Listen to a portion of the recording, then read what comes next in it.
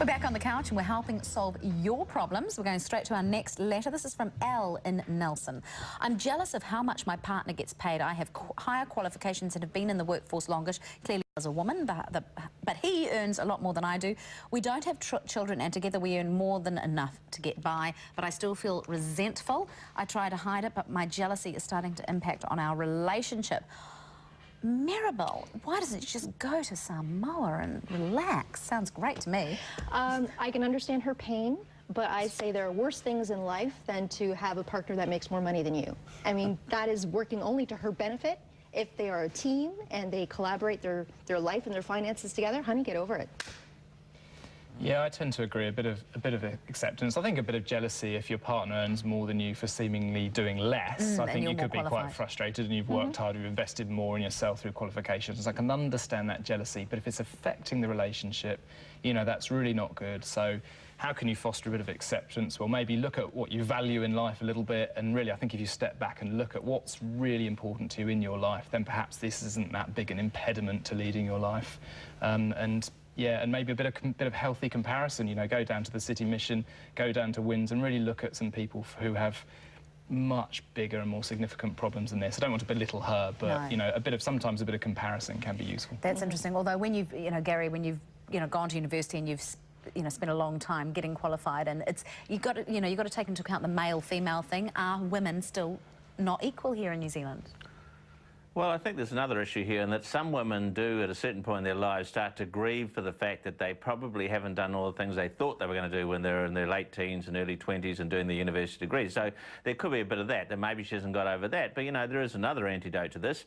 If she's really upset about the fact that he's getting paid more when she thinks she deserves it, why don't she go down to his work and just cause a huge scene in the office and shout at the boss and abuse him and say what she feels? Get him fired, and then she'll feel better. Interesting advice. Possibly don't follow it, Elle. Yes, Elle. I think Gary's saying what Maribel's saying, and Duncan in his own more civilised ways. Get over yourself. This man's supposed to be your lover. It's not a competition. In fact, he's probably one of the few men in New Zealand, they're all claiming to be emasculated by the fact that we're with a partner, a woman. They're such delicate creatures.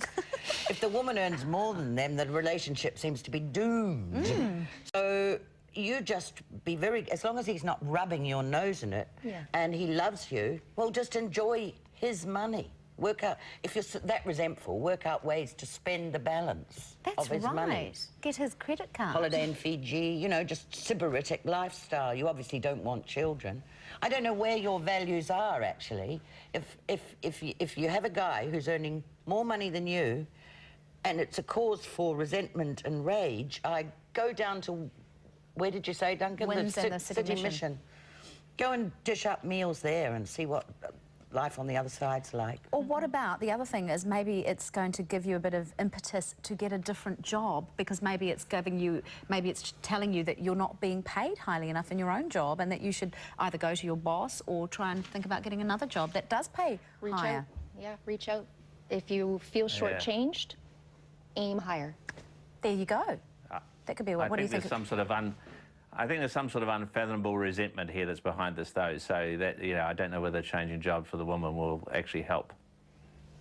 Well, hopefully. Yeah, I think Gary would be thrilled if he had a partner that earns zillions more than him. He'd set about spending it, wouldn't you, Gary?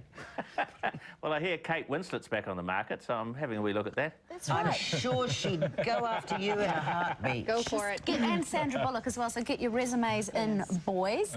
Thank you so much to everyone. Maribel, thank you for joining our panel today. You did a great job. Thank you. It was great to have a different voice on the panel. I had a great time. And Jeanette is hanging around because she is going to be back later in the show to announce the winner of today's cook-off semi-finals, and Duncan is also staying with us with advice on dealing with depression among the elderly. And later, Brendan takes the heat in the kitchen when he cooks for contestant number 3, Vicky Stokes. We're back soon.